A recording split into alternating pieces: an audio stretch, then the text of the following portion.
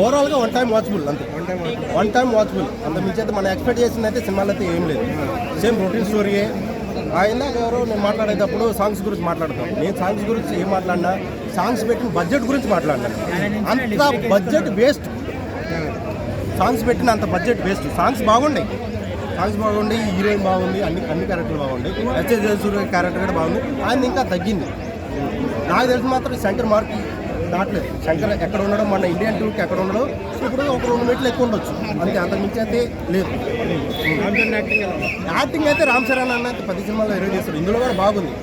కానీ సినిమాలో ఏంటంటే ఇప్పుడు ఇప్పుడు శంకర్ అలా ఉండదు. ఇప్పుడు మన ఐమాక్స్ దగ్గర ఉండవా, కొంచెంసేపు పంజాబ్ కూడా తీసుకెళ్తారు, ఇంకొంచెంసేపు మైదీపట్నం తీసుకెళ్తారు. అలా ఉంది. ఎక్కడెక్కడెక్కడ నుంచి తీసుకెళ్తారు. ఐపీఎస్ నుంచి, ఐఏఎస్ నుంచి, సీఎం దాకా, సీఎం సైన్ వరకు కూడా తీసుకెళ్తారు. మళ్ళీ ఆపేసారు. మళ్ళీ ఓటర్లో కమిషనర్ అవుతుంది. నాకు తెలిసిన సినిమా అయితే ఎక్కే వాళ్ళకే ఎక్కిద్ది భయ్యా, ఎక్కడ వాళ్ళకి అయితే అసలు ఎక్కదు. సొసైటీలో ఆయన క్వశ్చన్ చేశాడా? సొసైటీ కలెక్షన్ ఉంది కానీ ఇదిగో మన సినిమాలో చూపించినంత మాత్రం సోషల్లో జరగదు. అదొక్కటి గుర్తుపెట్టుకోండి. సినిమా అనేది వేరు, మనం సృష్టించుకుంటాం సినిమాని. అర్థమైందా? సినిమాలో ఒకటి చూపిస్తాడు, ఎలక్షన్ కౌంట్ అయ్యేటప్పుడు దరిదాపుల్లో ఎవరు రాడు, వీడు జేసీబీ వేసుకుని వెళ్తాడు. ఎవడైనా వెళ్తాడు.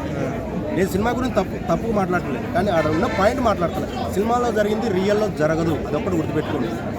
సినిమా తీసాడు కానీ అది ఎక్కే వాళ్ళ మైండ్ ఉన్న వాళ్ళకే ఎక్కింది, అంత మించైతే ఎక్కదు. వన్ టైం వాచబుల్లో దీని బడ్జెట్ గురించి మాట్లాడాలంటే మిగతా వచ్చే 2 సినిమాల మీద డిపెండ్ అయ్యి ఉంటుంది ఈ సినిమా. లాస్ట్లో డైలాగ్ చెప్తాడు, సుజ్జు మీద వస్తుంటే సీఎం సైకిల్ మీద వస్తుంటాడు. బాయ్.